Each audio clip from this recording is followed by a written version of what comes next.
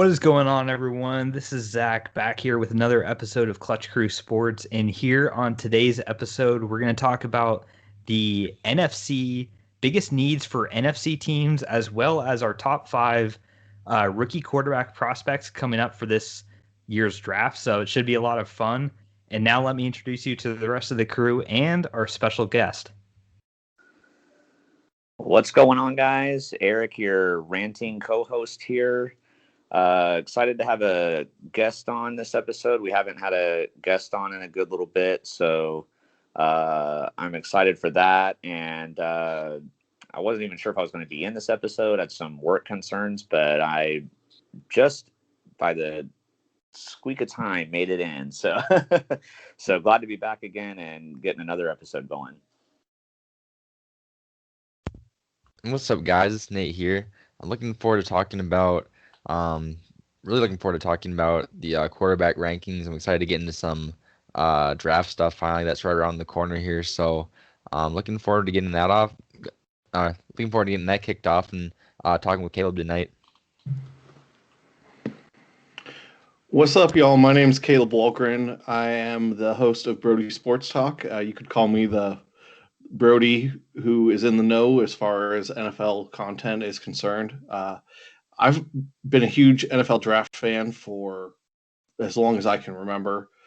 Probably going to be the 20th year in a row watching the draft live, so I'm excited for it.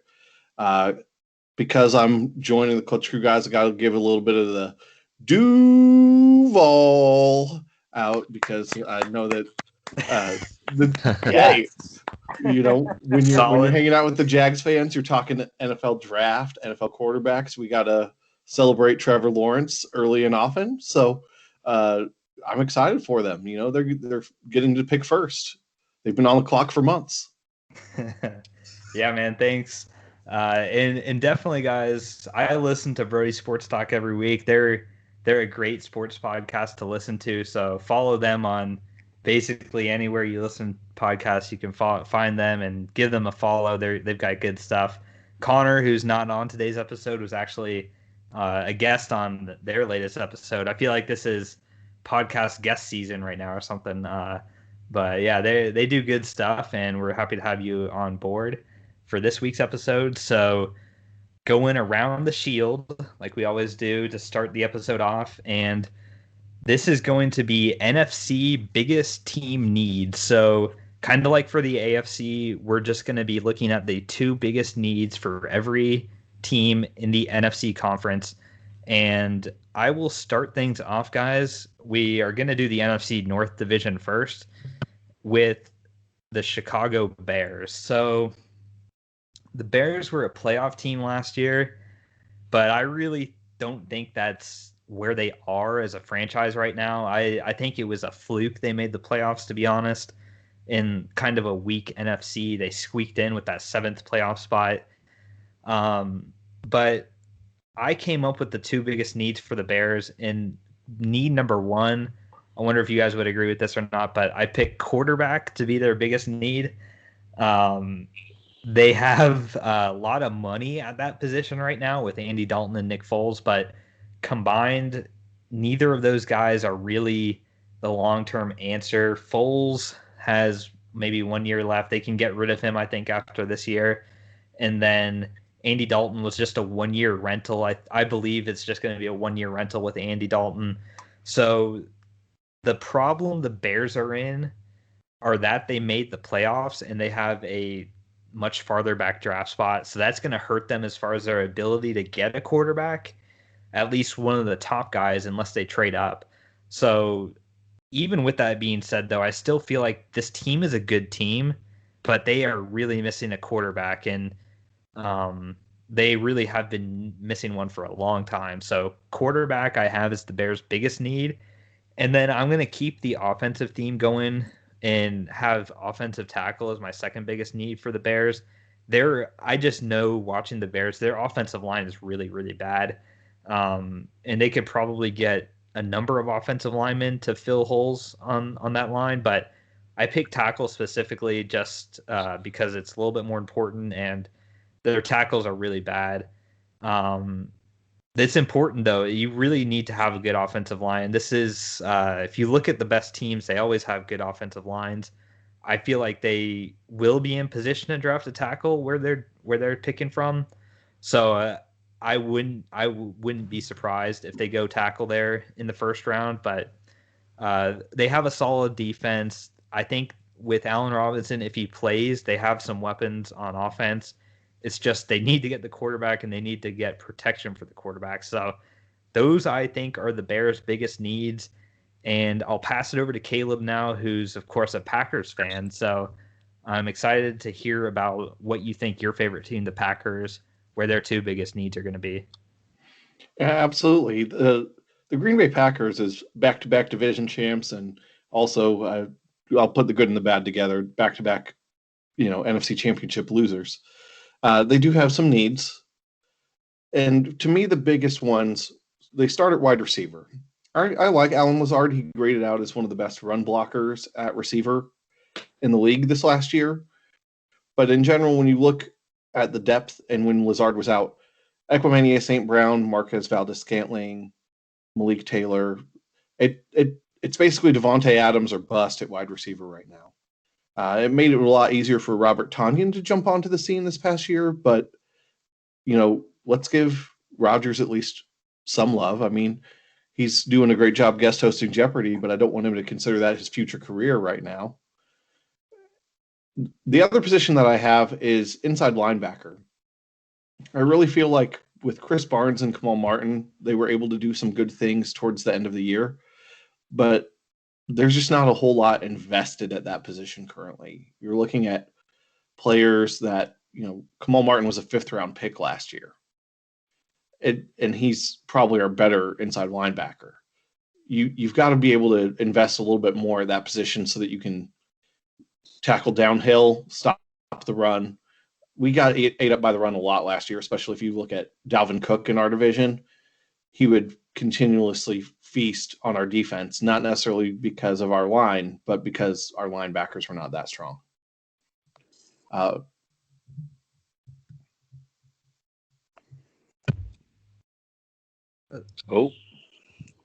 Sorry. I was trying to pass it, but I was like, I can't remember who was up. Okay. I didn't know you were done talking. It kind of sounded like you cut off, so I was like, wait, is he? It kind of sounded like you were passing it off, but then it also sounded like you were not quite done. I was like, No, you're fine. You're fine.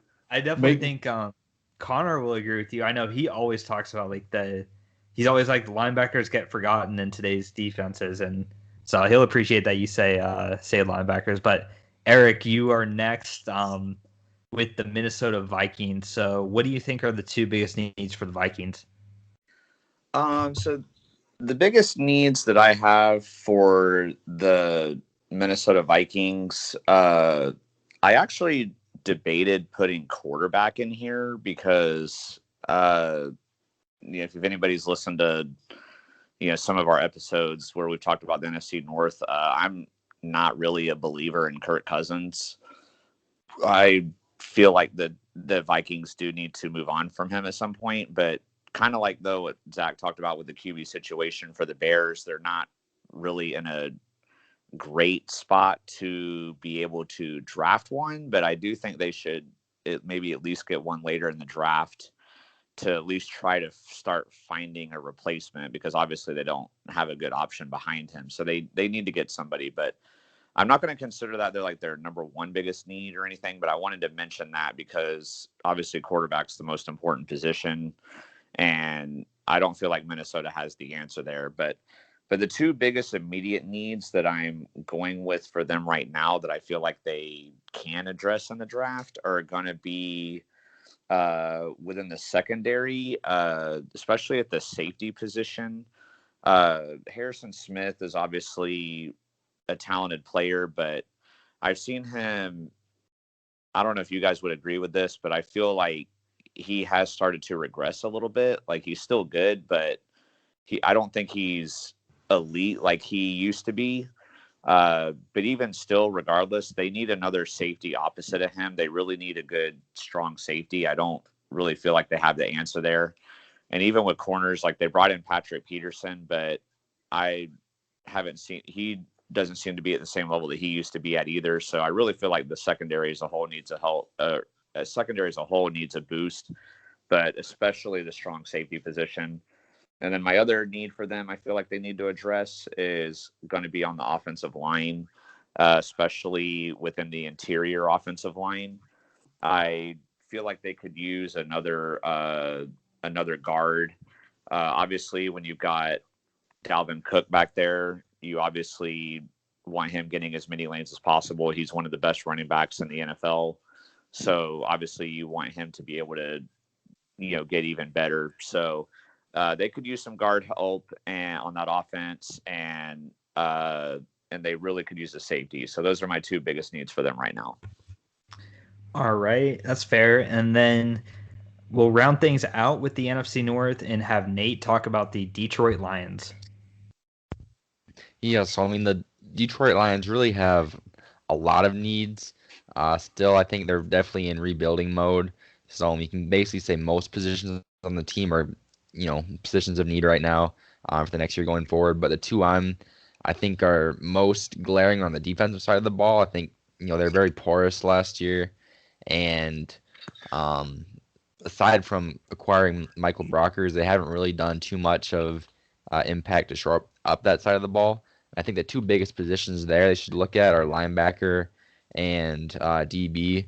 Their linebackers last year were just basically, slow and ineffective, and especially in a division where you got to play Dalvin Cook twice a year. You got to play Aaron Jones is staying around now. It's like you got to have fast linebackers to try and contain those guys and play sideline to sideline and keep them from getting out of hand and beating you with the run there. So I think they should really look at someone like Micah Parsons maybe out of Penn State, or just some kind of athletic linebacker in the draft, and kind of upgrade that position for sure. And then as far as DBs go, after since Darius Slay left, they really haven't had much of impact back there. It was pretty bad last year, and they definitely got to upgrade going forward. I'm not sure who I would target specifically with that position, but it's just something they need to definitely invest in this draft. I know there's issues really all over the ball. They're, like I said, they're in rebuilding mode, so I don't think Lions fans can really complain about upgrade at any position right now, but I think they should definitely look to address, try and bring in some more DB talent, especially as the league becomes more pass happy, and obviously you're still playing in a division with Aaron Rodgers and, Kirk Cousins. Okay, they got some good receivers in Minnesota. So it's definitely got to short the defensive side of the ball first. Yeah, I like what you're saying there. Like, they did bring in a defensive head coach too, so I feel like he's gonna want to bring guys to play on that side of the ball and maybe bite some kneecaps off. I don't know if you guys heard about that or not, but their head coach is he's interesting. I'll say that Dan Campbell. All right, so moving on now to another division here with the NFC East. I have the still nameless, really, in my opinion, Washington football team. I really hope they don't keep that as their name. I want them to actually pick a real mascot and real team name. So hopefully they don't stick with football team, but apparently they might. So, but other than needing a name change, they have two needs, I think, both on offense. And I'll start with quarterback again because I think it's definitely fair. The Bears and the Bears and the football team, they really have needed quarterbacks for so long. And the thing with Fitzpatrick is, I'm a big fan of Fitzpatrick for this year, but knowing Fitzpatrick, it's one good year, one bad year typically, and even one good game, one bad game. So it's like he's not the long-term answer, obviously, but I do think he's really good for this season. With that being said, though, it doesn't stop them at all from drafting a quarterback. And I think they might actually be one of those teams that drafts a quarterback in the first round, wherever they pick at. And it be somebody like Kyle Trask or Kellen Mond, somebody like that, just because they're definitely going to be free to develop them for a year under Fitzpatrick, and they don't have to play right away.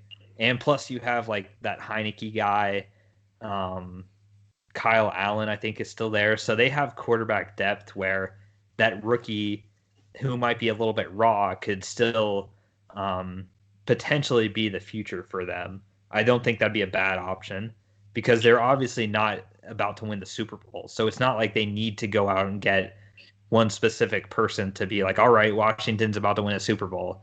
No, they could definitely draft and develop a quarterback. And I'm always pro drafting quarterbacks. I think every team should draft one somewhere in the draft every year, unless you have it completely solved. But so quarterback I have as the number one biggest need, and then I have tight end as the second biggest need. It seems like Washington always loses out in free agency on tight end. I know when the Austin Hooper tight end was a free agent, a lot of Washington fans really wanted to get him. He ended up going to Cleveland this year. The big name was Jonnu Smith and Hunter Henry, and Pats obviously snatched both of them up. So they still, kind of like the Jaguars, are missing a tight end. And they have a good running back. They have some good receivers. They have some people on the offensive line. It's not great, but it's serviceable. But they have nobody at tight end, I think. So tight end, to me, you can get those a bit later in the draft, but I definitely expect they'll get one because that's a glaring need for them on offense. So I'll pass it over to Caleb now, and he's going to talk about the Giants' two biggest needs. The New York Giants were oddly only one game behind the football team to try to make the playoffs this past year. But that doesn't mean that they don't have a longer list of needs as well. The two needs that I kind of focused in on when I was looking at them started at cornerback. I know that they have James Bradbury. They brought in Adoree Jackson. But really, those are the only two corners that are good at all.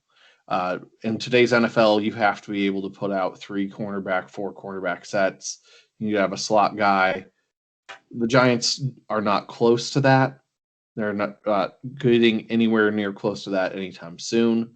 It's going to be a work in progress for the New York Giants to get things put together on the back end of that defense. The other part of that goes together is I have their second big need as outside linebacker. Leonard Williams did a great job last year. He was one of the leaders in the league in terms of sacks. But behind him was now departed Kyler Fackrell, who had 4 sacks. That was the second leading sack player on the team. You've got to get more production out of your outside linebackers in rushing the passer. I think if they were to draft an edge rusher in the first round, that would be a solid move for them. I don't know if that's exactly the direction that they're looking at. I also could argue guard or nose tackle, as they need some help on the interior of both the offensive and defensive lines, but cornerback and outside linebacker stood out to me. All right. Eric, you have the Philadelphia Eagles. I know you love that team. Talk about their two biggest needs, in your opinion. Yeah, I mean, I can't believe I didn't draw the Dallas Cowboys or the team I picked a lot last year, the New York Football Giants, for this. I can't believe I got stuck with the Eagles. Hey, I have to mix it up. I can't give you your favorite teams every time. Hey, that it's cool. It's cool. It's I okay. gave you the Saints. Oh yeah, true. I do. I have always been cool with the Saints, so that's a fair compromise. I'll take it. So, kind of seems to be a little bit of a theme with the NFC East. Obviously, they were a pretty bad division last year, and really every team in that division has a lot of needs, and the Eagles are definitely no different. But the one good thing for the Eagles, at least I feel like they do have a lot of good pieces on that team. They're not a team that needs to completely tear it apart and rebuild. But the glaring needs that I see for them are, first of all, going to be wide receiver.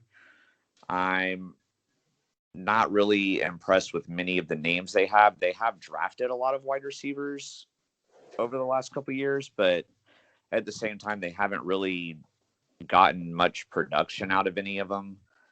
According to this analysis that I've been looking at, the Eagles wide receiving unit was 30th in the league in receptions per game last year. So obviously that's not going to get it done.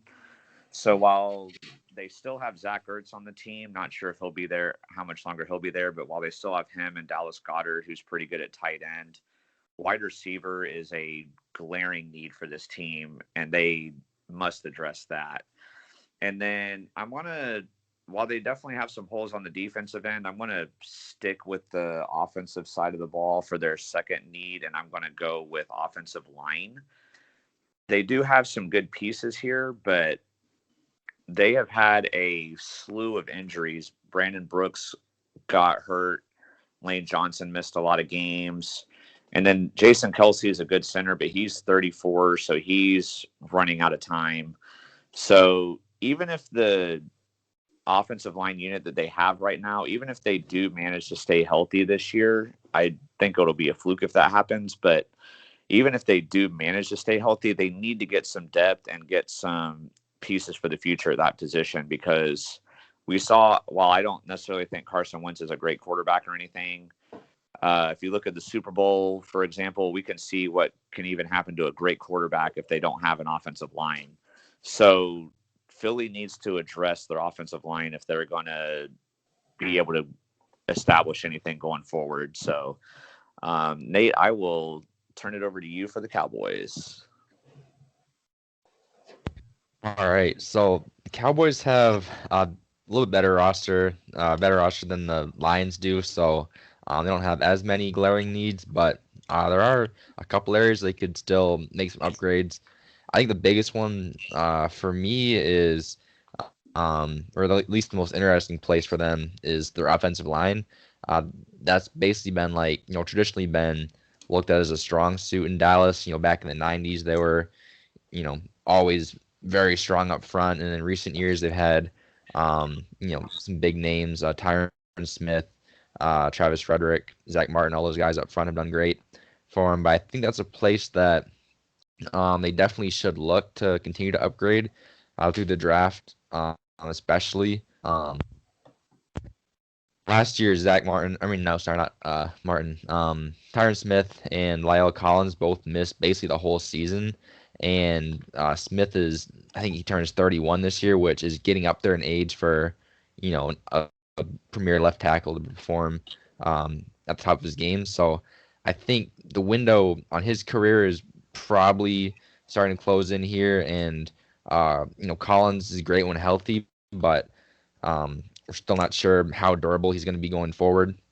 So I think they could definitely, do well to bring in at least some depth. Definitely draft a young guy. Maybe depends who falls to them at their draft position, but try and get someone in the first round or at least top of the second round to address that need, because I think that position could definitely go from a place of strength to a place of weakness for them pretty quick if things don't go their way with these injuries. And then it's going to make things harder for Zeke and Dak with that huge contract he signed. So it's definitely a place they need to invest, I would say, going forward. And then also on the other side of the ball, I think their secondary could use some help. I know they drafted a corner last year. I'm blanking on his name now, but I think they need to. Isn't it Stephon Diggs' brother? That's right. Yeah, Diggs. That's right. Yeah. Can't remember his first name. I don't know, Caleb, if you remember it or not. Is it Trayvon Diggs? Yeah, that sounds right. It sounds familiar. Yeah, I think that's what. Trayvon Diggs. That's what I was trying to think of. But he's done solid so far since being in Dallas. But I think they could definitely pair someone across from him. That would, I think, go a long way towards helping things out on that side of the ball. They're great. I think their linebackers are great. They've got DeMarcus Lawrence. They made a couple moves on the D line to kind of strengthen that up a little bit. The only could use some help is secondary. So I think either drafting a corner or a safety, just trying to add some more bodies to that side of the ball would definitely go a long way too in Dallas. So I'll pass it back over to Zach now. Yeah, so we are halfway done with the needs, and we'll go to the NFC South next. So, an interesting division with some good teams, some bad teams, but I have the Atlanta Falcons to cover. So, they are picking number 4 in the draft. They have the number 4 pick, and it's going to be interesting to see if they go quarterback there or other positions. But when I'm looking at this team, tight end to me, I think, is the biggest need for them because Austin Hooper left, and there was a huge production loss at tight end when Austin Hooper went to the Browns. And coincidentally, there's a very good tight end also that's in this draft who could be picked by them. So that was another reason why I chose tight end, because I think Kyle Pitts would be tremendous for them to get. They have good weapons on offense. Matt Ryan, everybody loves Matt Ryan.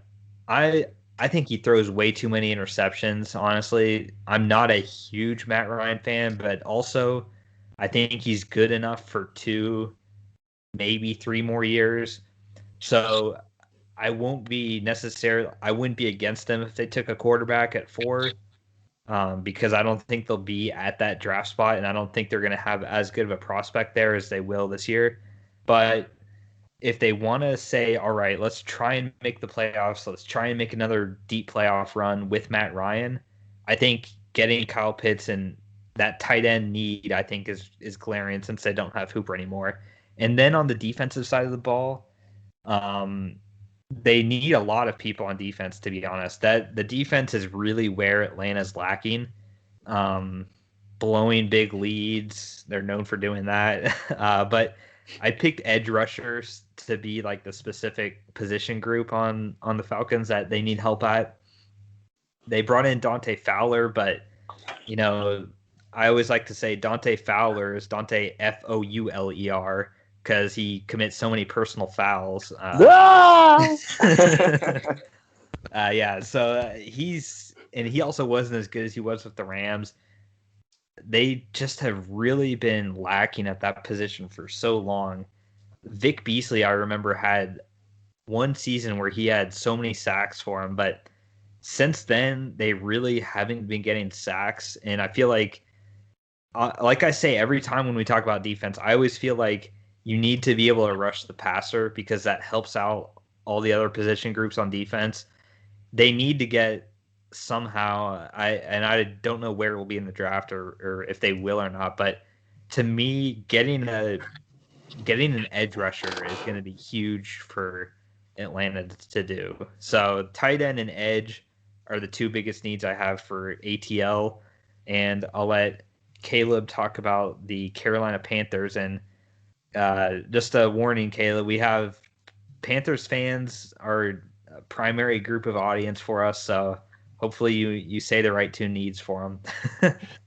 Well, first, the Carolina Panthers would really like the Falcons to not draft a tight end and to definitely take a backup quarterback to Matt Ryan at number 4.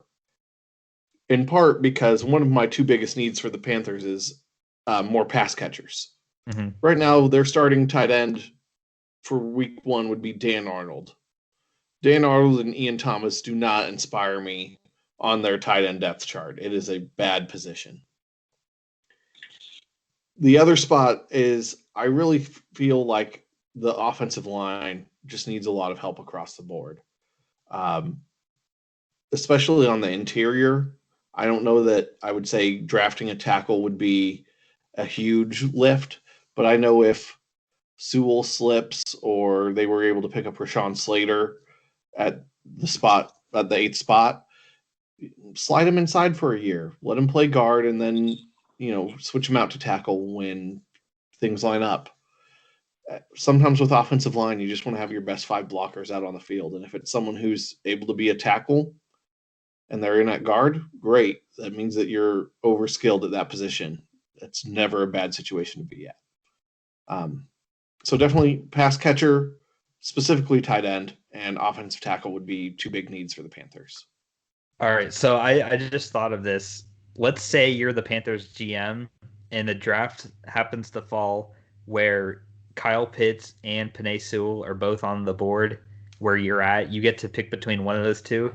If you had to pick for the Panthers between those two, which one would you pick? I would take Pitts, but that's because similar to you, I see Pitts being listed like second, third Yeah. overall in a lot of these places as best player available. And if I can get someone who is arguably the second or third best player in the draft at 8, I'm doing it. I don't care that it's maybe not as integral to protecting, the new quarterback. I'm giving Sam Darnold an outlet if I get Kyle Pitts. Oh yeah. So He just let's face it, 50 he's never had anyone. yards. He's never had anyone the caliber of Kyle Pitts to play with, probably ever. So Yeah. I think Sam Darnold would approve that pick, and either way. So, but I do think that Pitts would definitely be who I would grab at 8 if it was between the two. Yeah, man, I agree. I don't think it's likely that he'll be there for him at 8, but crazy things happen every year. You never know. He might get caught with a gas mask on or something like that. Oh God. Eric, moving over to you now to talk about some of the more elite teams in the division. You've got the New Orleans Saints, so I'm really curious to see what two biggest needs you have for this team.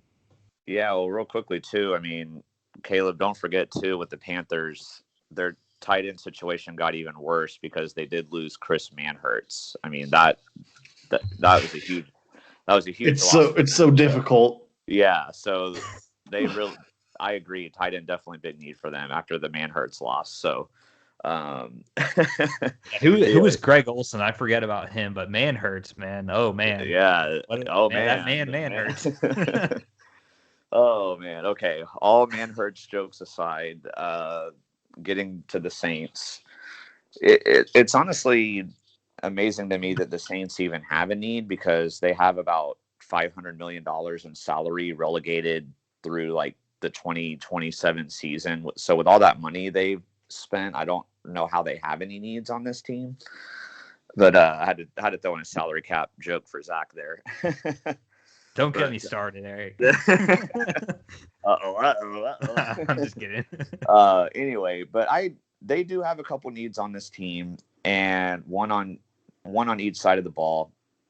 And for offense, same with Carolina. I feel like the Saints really need a tight end. Jared Cook was really the only decent option they had at tight end over the last couple seasons, and now he's gone. And as far as I know, they haven't brought in anybody to replace him or anything. So while they have Kamara and while they have a great O-line and Michael Thomas, they've got a lot of great pieces on that offense. They still really need a tight end. And defensively, I feel like they need help at corner. It seems like they get burned a lot. I know we talked about this when we did our this or that, and Connor talked about Marshawn Lattimore getting burned a lot. I feel like with him, it's more of an inconsistency thing. It seems like sometimes he looks like a shutdown corner, and then other times he gets torched a lot. So it's kind of like you don't know what you're going to get. But even still, when he's playing great, they still don't really have a good corner to play on the opposite side of the field from him. So the Saints definitely need to address both of these positions in the draft. And I almost contemplated putting quarterback there as well, just because I don't really know for sure what they're going to do with this whole Taysom Hill and Winston thing. We've talked about it a lot at different points, but for me personally, I don't really feel like either of them are the answer. I feel like they can be temporary Band-Aid type of answers, but I feel like they need a long-term answer. And I actually almost said the same thing with the Eagles too when I was talking about them. And I wanted to ask Zach about this because Zach mentioned earlier how he's a big proponent of taking quarterbacks in the draft if you feel like you need them. So with these first three teams that I've talked about, Zach, between the Vikings, Saints, and Eagles, obviously none of them are in great draft spots right now since the Eagles traded back, and then the Saints, of course, are way down there. But if you were the GM of the Eagles, Saints, or the Vikings, would you take a quarterback with your first round pick on any of those three teams, or would you say no, we've got other needs, or no, we can wait? What would your mindset be here? I was curious about that. Yeah, dude. You're right. I'm always like, for the Jaguars' sake, like I always want them to get a quarterback in the first round. I wanted them to get one last year. I wanted them to really trade up since they had so many picks and get either Tua or Herbert. But okay, so let me go through these one by one. Minnesota, I'm gonna say no to Minnesota because I feel like Cousins is established enough. Plus, they like extended his contract, and his contract is like all guaranteed. So it's like there's no way they can get out of his contract. So I'm gonna say no to the Vikings because I don't think it's bad enough for them to need to get one in the first round. Eagles, I'm gonna say yes because Hurts to me didn't show anything special last year. Hurts reminds me of Gardner Minshew, of like he can win some games, but he's not gonna like lead the team to the playoffs or anything like that. So, and plus they're picking at 12 now. They traded back. They shouldn't have traded back if I was running them, I wouldn't have traded back. I would have kept the 6th pick and taken a quarterback there. But even still, I would say take one. And then the Saints, I would also say take one because I feel like the Saints would be a great spot for a young quarterback to go to with Sean Payton. And they wouldn't have a lot of pressure the first year because I don't know what's going to happen with the Hill-Winston thing. But like you said, I'm not sold on either of them as the long term. So I would definitely take one as the Saints. There might be one of the top 5 that falls to them. You never know. Or even just another one. I would take one first round and then try and develop him in a couple of years. So I would say yes to 2 of them and no to the Vikings. Yeah, I was curious about that because when I was working today and trying to think of the team needs I was going to go with, I came across quarterback for all 3 of them, but it wasn't pressing enough to put the top 2. So I was like, I need to know what Zach thinks about this. It's all good. All right. So let's get to the most interesting team on this list here. Just pure speculation. Nate's got the Tampa Bay Buccaneers. I was talking to him pre-episode about this. I was like, Nate, I literally suggested 2 things, like backup quarterback and Antonio Brown's the 2 biggest needs. But Nate, I will let you decide on what the Buccaneers' 2 biggest needs are, and good luck, man. Yeah, definitely a tricky one to find needs for a team that just won the Super Bowl and is definitely not a whole lot of needs, you could say. I definitely agree with Zach. Both those spots are definitely important. I mean, I'd like to have someone better than Blaine Gabbert in case 43-year-old Tom Brady gets hurt, and it will be nice to keep Antonio Brown there as another weapon for Brady. But I think the 2 really, like, we're going by position groups, 2 areas you would consider quote unquote needs to look at. I would say maybe offensive line and basically same as Dallas, offensive line and secondary. I think obviously the O-line did more than well enough last year to help win the Super Bowl. Brady really wasn't getting sacked too much aside from that Saints game in the middle of the season. They mostly look pretty solid, but they could. It won't hurt to keep adding talent and depth there. Tristan Wirfs did great as a rookie, and hopefully he'll keep getting better. But I think, especially with a aging quarterback who's not super mobile back there, it doesn't hurt to keep adding guys who can protect him. And then, other side of the ball, their secondary again wasn't bad. They won the Super Bowl and kept the Chiefs basically in check. But a lot of that was on the part of the pass rush, getting to Patrick Mahomes, and they did a decent job versus like Aaron Rodgers and Drew Brees in the rest of the playoffs. But I think really the secondary wasn't, I mean, it's hard to like nitpick at this stuff, but I think that is one area you could keep adding depth as well.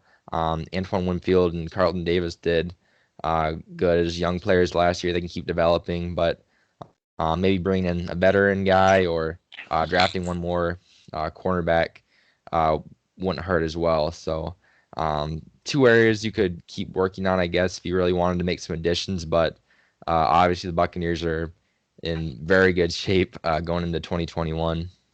Yeah, I definitely would say so, and it's interesting to see where you said that they have needs, and they do have needs, guys. So, if you're a fan of 31 other teams, like it's okay, they're not invincible. Um, Moving on now to the NFC West, I'm gonna start things off with the Arizona Cardinals. So, I picked two needs for them on one on each side of the ball. I went with corner as their biggest need, just because you lose Patrick Peterson. I don't think they've replaced anybody with anybody in free agency. I could be wrong, but already even before Pat Pete left, their corner situation was pretty bad. They haven't addressed it in the draft in a long time. I feel like they have some safety help, but really, corner is something I think that they can improve on. And then on offense, I went with running back because Kenyon Drake left Arizona to go to the Raiders this offseason. So, believe Chase Edmonds is like the only guy there, and now it seems like James Conner is taking a visit there. But still, even if they do sign James Conner, I think it would be smart for them to get a running back somewhere in this draft because they have receivers. We know that their offense is okay, but I think they could really benefit from adding a running back. So I'm going to corner and running back, but pretty solid team in the Cardinals. And this one will be interesting. Caleb, you have the 49ers, so go ahead and tell us your two big needs for the 49ers. I really wanted to sarcastically come out and say that they should draft Kyle Pitts because they need a tight end, but they have George Kittle. So I didn't think that would be remotely believable. Clearly, we all know they traded up to number 3 because they're going to take a quarterback. Jimmy G hasn't been the answer. They gave up 2 future firsts and the number 12 this year to go up to 3 just because they want a new quarterback. That's not a surprise to anyone, so I want to give you 2 different ones as well. The first one is going to be at corner. They did re-sign Jason Verrett this offseason, but they lost Richard Sherman, and they just don't have the cornerback depth that they need to have. Next is going to be offensive guard. I really know that they have a lot of talent on the outside with Trent Williams and Mike McGlinchey. Alex Mack came in. He's worked with Kyle Shanahan, I believe, in both Cleveland and Atlanta before. So him coming in as a center, it's someone who's really going to know what they're doing on the offensive line. I just don't think that they have enough depth, and they need to work that interior of the offensive line because they want to be able to push people around at all 5 spots. That's why they have basically the no-name running back group behind them is because they're able to just have the best blockers on the field every time. And they need to get some more guards in order to do that. Definitely. Eric, you have the LA Rams. So talk about the 2 biggest needs you think for the Rams. Now they don't have a ton of draft picks, keep that in mind. But what will the Rams do with the few draft picks they do have? Yeah, the Jags love acquiring every draft pick possible, and then the Rams love to give them all away. So they do not have a ton of draft picks, as Zach mentioned, but I'm going with inside linebacker is their number 1 biggest need. Hopefully, Connor will give me some credit on this one as well, since he's a big inside linebacker fan. But they were very vulnerable at that position last year. While their defense is really good, they were weak at inside linebacker. They really need some help there. Again, though, like we've been talking about with the draft picks, so not really sure how they're going to be able to address this necessarily. But that is definitely their biggest need for sure on the team, whether they draft somebody or whether there's somebody out there in free agency still maybe they feel like they could bring in. They need to get somebody at inside linebacker because that for sure is the biggest weakness on their team. And then I kind of debated on the second need. I debated between wide receiver and corner, but I ultimately went with corner just because they lost Troy Hill in free agency, and they also lost John Johnson as well, and so they really need help in the secondary. But I'm going with corner as a bigger need over safety. So it's looking like they have a third-round draft pick from a couple years ago who's slotted to be as the number 2 corner right now, but he hasn't really played. So I don't know if they have full faith in him, but even if they do have faith in this guy, they're still going to need to get someone else because, as Caleb mentioned earlier on in the episode, you have to have at least 3 good cornerbacks in today's NFL, really even 4 if you can. I know that's hard for teams to do with the salary cap and everything, but you have to have at least 3 for sure with 2 outside guys and 1 slot guy. So the Rams definitely need to get somebody else to fix their secondary for sure. Yeah, and then we'll wrap things off with the Seattle Seahawks. And I know also this is another team that doesn't have a ton of draft picks. I've seen Caleb do mock drafts. Is it right that they only have 3 draft picks, Caleb? You're making me pick off the top of my head. I don't remember exactly what they have, but they don't have very much. It's like all. 3 no, or they 4. Do. They just have 3 picks in this draft: a second, Okay. 4th, and a 7th. You can thank Jamal Adams for that. All right, Nate. So Yeah. Nate, so you got to pick 2 needs with 3 picks. Go. Yeah, so yeah, not a great spot for the Seahawks being as they definitely have some needs they got to address here. So, I mean, if I was the Seahawks, honestly, I would probably spend all 3 picks on O-linemen, and that's probably I think that's their biggest need as far as what I can see. I mean, obviously, Russell Wilson wasn't happy. I think that's probably part of the reason he was contemplating wanting to get out of town earlier this offseason, and now that he's back, he's got to play in a division with Aaron Donald, Nick Bosa, Chandler Jones, and now J.J. Watt. He's got to see all those guys basically for half the season. He's got to play against one of those guys at least, so it's not going to be fun with that O-line they have currently. So they don't have a pick to go after one of those top guys in the draft, but I would definitely, at least one of those picks has to be O-line, and I would like to see at least 2 of them just go after and try and get as much depth as you can to try and figure that situation out there. And then other side of the ball, I think they got to look at cornerback, especially after Shaquille Griffin left in free agency to the Jags. I think that position could definitely be upgraded. It was Griffin was good last year, but I think overall their secondary was lacking. I think that needed to be addressed anyways. And without their number 1 guy back there, I think that's definitely a position of weakness. So maybe use 1 draft pick. I don't know who you're going to get at that late stage in the draft, but use a draft, undrafted free agency, and bring in whoever you can to try and keep things sturdy back there. Yeah, it's got to be a tough time to be a Seahawks fan watching the draft. I can't imagine having just 3 draft picks to watch your favorite team have. Who knows? They might trade for more. They might trade back and try and get more picks. But that's how much they have now. All right, so that concludes every team now. Give a clap, everybody. We've finished all 32 teams, 2 biggest needs. Yeah. Thank you to whoever did that. You're welcome. So that concludes the needs before the drafts, and we're going to be doing some mock drafts in the future as well. So I wanted to do the needs before the mock drafts, so we all get an understanding of, needs and teams in the draft. But speaking of the draft, this will be the first of the players coverage, so to say, about the draft. And obviously the quarterbacks are always the most interesting, I feel like, and this class is no exception because there's potentially 5 quarterbacks that could go in the top 10 picks, which is a lot. That's half of the top 10 is likely to go in the top 10. So with that being said, I wanted to kind of compare our personal lists and see what we agree on, what we disagree on, and the order of these quarterbacks and where we have them compared against one another.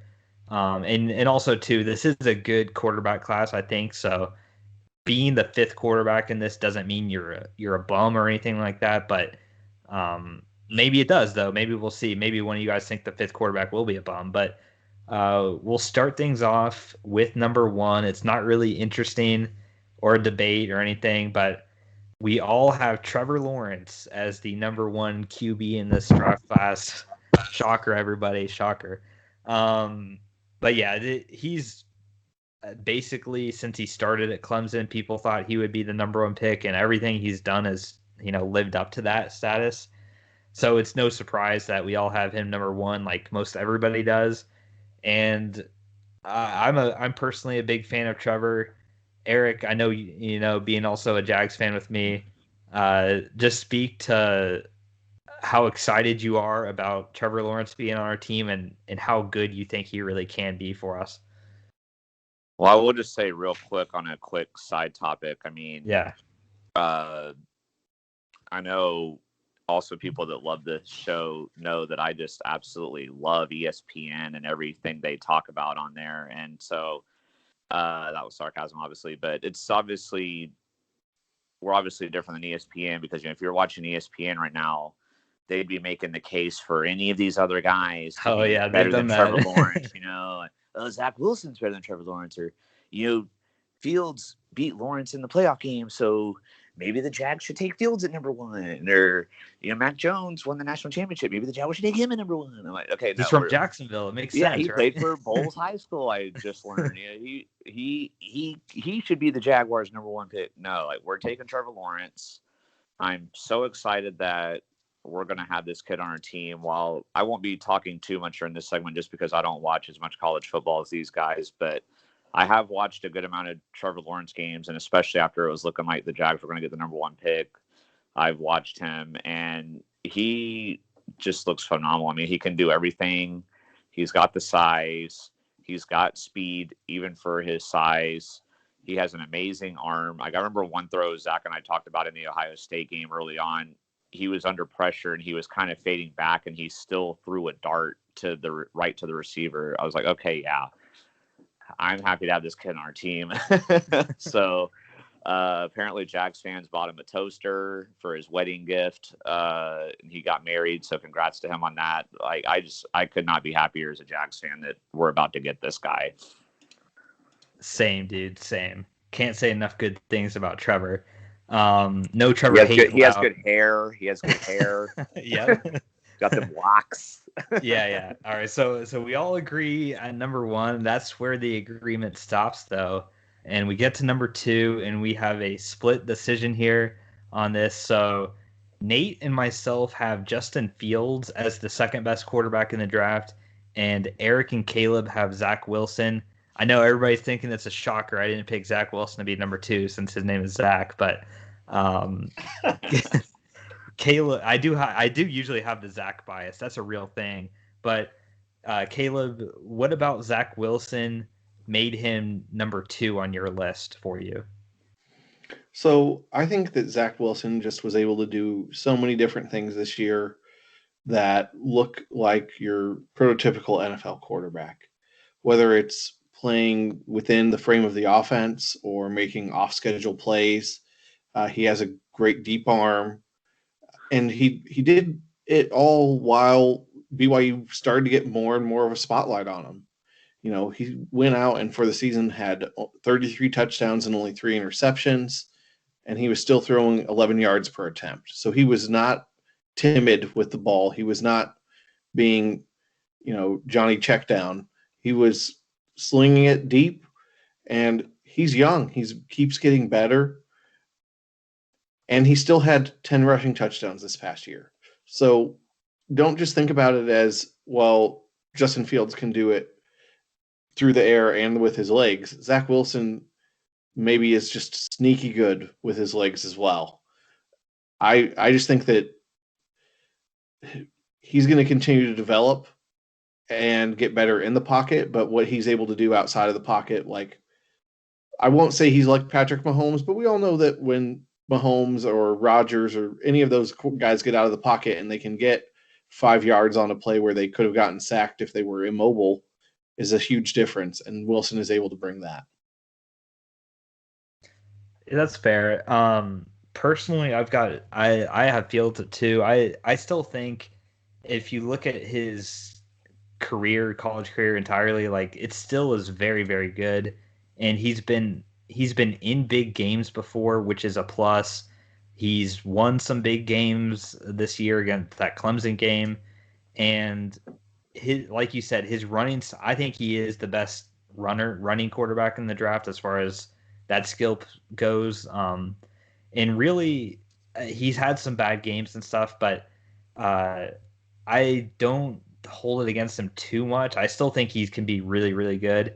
Nate, what else about like Fields is why you're keeping him at 2 instead of moving him back? Yeah, so basically what you said, I think that Fields for me has shown for a couple years at Ohio State that he's top NFL QB prospect. I've just seen more, I think, of a track record with him. And as far as the physical stuff goes, I think that they are him and Wilson, I think, are pretty equivalent. I think Lawrence is overall the best, obviously clearly the best prospect, and they're the next two. But I think Fields I think he's more of a typical running quarterback. Obviously, they can both run. Wilson's produced really well there on the ground, but I think that Fields to me gives off more of like Cam Newton kind of vibes. Not that anyone's going to come in and be like Cam Newton in 2011. The way he kind of took over the league almost, but I think he kind of offers more of an upside of with running the ball, and I think his arm is very capable of making all the throws. So I kind of struggle with it, but I just gave the edge to Fields on really his track record for me is a little bit more comprehensive. Yeah. Does anybody else hear like a printer sound? I'm just wondering if I'm the only one or not. No, I was totally hearing that. I hear something in the background. I don't know what that is, but I don't know. I'm not okay. Well, it seems to have gone away. I don't know. Maybe it was something with Nate's mic. It might be my laptop fan. I don't know if. Oh well, you can't control that. So, you're gonna get your screwdriver and go in your laptop and turn your fan down. No, I don't expect that. I was just wondering if you're like printing something. It sounded like that printing sound. But moving on, guys, to number 3. Not getting too sidetracked. I have Zach Wilson, as does Nate. We both have Zach Wilson, and then Caleb has Trey Lance. Eric has Justin Fields. So I feel like Nate and I have the same list, so like we have Wilson pretty high, but we have Fields a bit better, so I won't spend much time there. Same thing with Eric having Fields and Wilson, like we're just flip-flopping, there. But the big outlier and one that we want to talk about is Caleb, Trey Lance at 3. What's so special about Trey Lance that you see in him that we are clearly not seeing? I think Trey Lance may very well end up being the steal of this draft. He comes in at 6'2", 225, so he's not necessarily your prototypical size, which I think does end up hurting him a little bit when it really shouldn't in today's modern NFL. We've got Russell Wilson and Drew Brees, who have been 2 great quarterbacks for over the last 10 years, and clearly they're not setting height records by any means. I just think with what Trey Lance brings as far as his overall athleticism and his decision-making is really tough to argue against. I know he was in a pro-style offense at North Dakota State, and in his last full season back in 2019, he had about 2,800 passing yards, and his touchdown-to-interception ratio was 28-0. And when you add to the fact that he was able to pick up 1,100 yards on the ground and 14 touchdowns, we're talking about quite possibly the best athlete at the quarterback position that would be in the NFL today. I'm not trying to just overhype him. I really think that he might be the best athlete. And he knows how to run. He knows how to pass. I think that if it wasn't for Trevor, there would at least be discussions about Lance going as high as number 1 in a different year. I just think he's being a little bit overshadowed. People are making too big of a deal about the fact that he went to North Dakota State because it's D2. I think that, he might be a little bit raw. He didn't play as much this past year because FCS did spring football instead of fall football. I think that means you have someone that you can develop, and he doesn't give you things that you don't want to develop. He's got, like I said, if he's bringing the athleticism that can't be taught, you just have to help him, with some of those other skills outside of that. All right. Yeah. I'll get to my thoughts on Lance later down the list. We're going to go now to number 4, and this is the Mac Jones slot, as 3 of us have Mac Jones, that being myself, Eric, and Nate have Mac Jones at 4.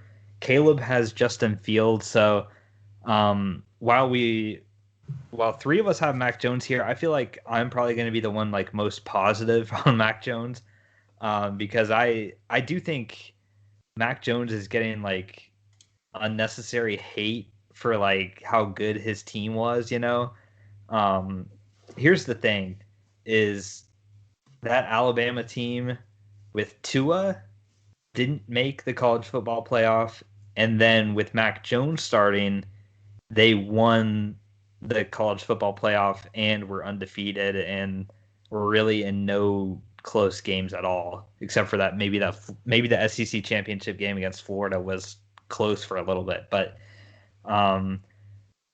Mac Jones, I think, yes, you can say, oh man, he had all these great receivers. He's going to be going to a offense that was worse than Alabama's offense and all that sort of stuff. But I saw enough good stuff in Mac Jones to make me feel like he'll be a good quarterback. I mean, some of the his ball placement was really, really good. I thought he wasn't necessarily throwing balls crazy, off target, and the receivers were making insane catches. Like, he put the ball where the receivers could catch it. I felt like he did all the things for Nick Saban in that offense that he needed to. And yeah, it was only one season, but I still feel like he showed enough really good stuff, kind of like Burrow did. Burrow, he had a very statistically similar season to what Burrow had. So I feel like, yeah, it's a little risky because he only had that one season, but for the success that he had, and it wasn't like he was just riding the wave. I mean, he had to play well for them to win. So I'm still a fan of Mac Jones, honestly. I really am. I think I could see him being the third quarterback, and I'm not gonna go up in arms about it. But that's my opinion on Mac Jones. But this is the latest we have Justin Fields going, so I'll go back to Caleb on why 4th for Fields, because I actually remember your episode that you did, like, it was before the NFL season even started. You did a mock draft for 2021, and you had the Jaguars picking first, I want to say, and you had them taking Justin Fields first before the season started. So I'm pretty sure that was you, not Sean, but maybe it was Sean. But what's caused Fields to fall down so far for you? I think that it's just a little bit of inefficiency, and then also I worry a little bit about how much production in that Ohio State offense is really Fields versus just having tons of talent at Ohio State. It's maybe you would say Jones is being penalized a little bit for the talent around him. I think that I might be doing a little bit of that to Fields. I also just am riding a little bit higher on the other guys on the list. Okay. I don't know that being 4th on the list right now is a bad thing, but I also go, he did have more picks this year than he did previously. Now, I also realize, for better or worse for Justin Fields, 2020 was one of the weirdest college football seasons ever. So, am I grading him off of that? Yes, a little bit. Is that harsh? Yes, a little bit. But at the same time, I can't ignore the numbers and what he did there. I also have a tough time. Like, I don't know how he couldn't beat out Jake Fromm, and that really confuses me. I know things like that happen with college, but it is what it is.